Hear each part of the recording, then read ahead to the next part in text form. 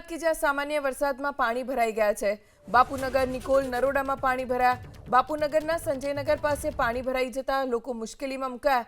પાણીના નિકાલ માટે મહાનગરપાલિકાની ટીમ પહોંચી છે। સરસપુર સહિતના વિસ્તારોમાં પાણી ભરાઈ ગયા છે।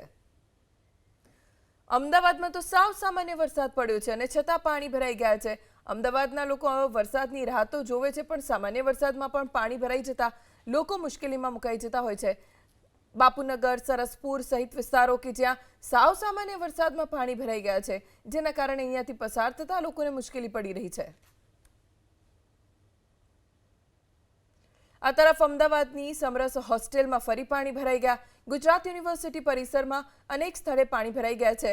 સમરસ હોસ્ટેલના મુખ્ય ગેટ પર પાણી ભરાઈ જતા વિદ્યાર્થીઓને હાલાકીનો સામનો કરવો પડી રહ્યો છે। હમણાં 2 દિવસ પહેલા સુધી સમરસ હોસ્ટેલમાં, ગર્લ્સ હોસ્ટેલમાં કેન્ટીન સુધી 2-2 ફૂટ પાણી ભરાયા હતા અને એવી જ સ્થિતિમાં જમવા માટે વિદ્યાર્થીનીઓ મજબૂર હતી।